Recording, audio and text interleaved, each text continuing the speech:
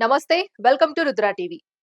నరేంద్ర మోదీ సరికొత్త రికార్డుతో దేశ రాజకీయ చరిత్రలో తనదైన ముద్ర వేసుకున్నారు. సిక్కిం మాజీ ముఖ్యమంత్రి పవన్ కుమార్ చామ్లింగ్ పేరిట ఉన్న 8,930 రోజుల రికార్డును అధిగమిస్తూ 8,931 రోజులకు పైగా నిరవధికంగా ప్రభుత్వాధినేతగా కొనసాగి అరుదైన ఘనత సాధించారు. సాధారణ కుటుంబం నుంచి వచ్చి గ్రామస్థాయి పదవులు కూడా చేపట్టకుండా నేరుగా ముఖ్యమంత్రిగా అవతరించడం, తొలిసారి పార్లమెంటు సభ్యుడిగానే ప్రధానిగా బాధ్యతలు స్వీకరించడం, అక్కడి నుంచి దశాబ్దాల పాటు అధికారంలో నిలబడడం ఇవన్నీ ఆయన ప్రస్థానాన్ని ప్రత్యేకంగా నిలబెడుతున్న అంశాలు.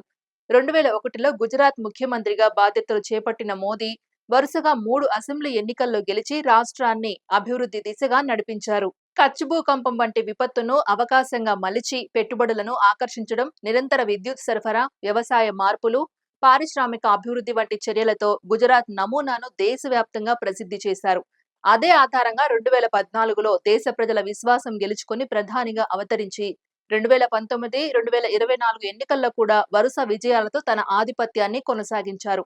మోడీ విజయానికి ప్రధాన కారణం ఆయన తనను తాను కాలానుగుణంగా మార్చుకునే లక్షణం.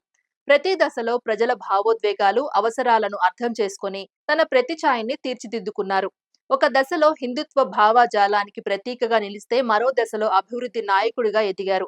తర్వాత దేశ గౌరవాన్ని పెంచిన నేతగా, ఆధ్యాత్మిక అంశాలను కూడా జాతీయ స్థాయికి తీసుకొచ్చిన నాయకుడిగా మారారు. రాజకీయంగా కఠిన నిర్ణయాలు తీసుకోవడంలో ఆయన వెనుకాడరు. కాశ్మీర్లో ప్రత్యేక హోదా రద్దు, ట్రిపుల్ తలాక్ నిషేధం, నోట్ల రద్దు, వస్తు సేవల పన్ను అమలు వంటి నిర్ణయాలు దేశవ్యాప్తంగా పెద్ద చర్చలకు దారితీసిన చివరకు వాటిని రాజకీయంగా తనకు అనుకూలంగా మలుచుకున్నారు.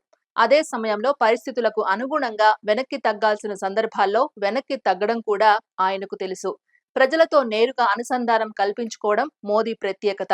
తన మాటలను సూటిగా ప్రజలకు చేరేలా చేయడం, సామాజిక మాధ్యమాలను సమర్థంగా వినియోగించడం, ప్రతి ఎన్నికను ఒక అంశంగా భావించడం ఆయనకు అలవాటు.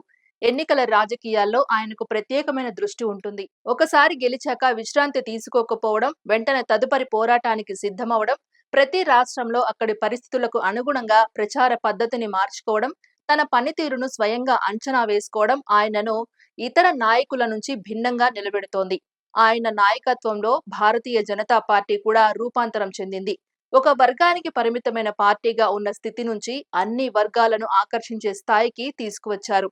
యువతను ఆకట్టుకోవడం, సామాజికంగా విస్తరించడం, కొత్త నాయకత్వాన్ని ప్రోత్సహించడం వంటి అంశాల్లో మార్పు తీసుకువచ్చారు.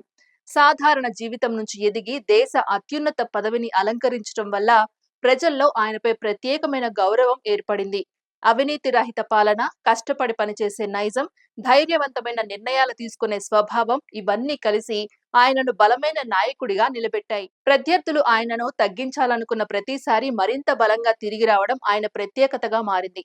మొత్తం మీద చూస్తే రాజకీయ చాతుర్యం, దూరదృష్టి, ప్రజలతో అనుబంధం, నిరంతర శ్రమ ఈ 4 స్తంభాలపై నిలిచిన మోదీ ప్రస్థానం ఆయనను దేశంలోనే సుదీర్ఘకాలం ప్రభుత్వాధినేతగా నిలబెట్టింది. ఇదే సమయంలో అంతర్జాతీయ వేదికలపై కూడా భారత ప్రతిష్టను పెంచే దిశగా ఆయన చర్యలు కొనసాగుతున్నాయి. ప్రపంచ నాయకులతో సమానంగా సంభాషించే స్థాయికి దేశాన్ని తీసుకువెళ్లిన నాయకుడిగా గుర్తింపు పొందారు. అభివృద్ధి, భద్రత, సంక్షేమం అనే 3 ప్రధాన అంశాలను సమతుల్యంగా తీసుకువెళ్తూ పాలన కొనసాగిస్తున్నారు. భవిష్యత్తులో కూడా ఇదే ధోరణిని కొనసాగిస్తూ మరిన్ని లక్ష్యాలను సాధించాలని లక్ష్యంగా పెట్టుకున్నట్లు స్పష్టమవుతోంది. ఈ విధంగా తన రాజకీయ ప్రయాణాన్ని నిరంతరం విస్తరించుకుంటూ మోడీ మరో కొన్ని కొత్త రికార్డుల దిశగా అడుగులు వేస్తున్నారు. ఇది ఇవాల్టి అప్డేట్. మరో అప్డేట్ తో మళ్ళీ కలుద్దాం. అంతవరకు చూస్తూనే ఉండండి రుద్ర టీవీ.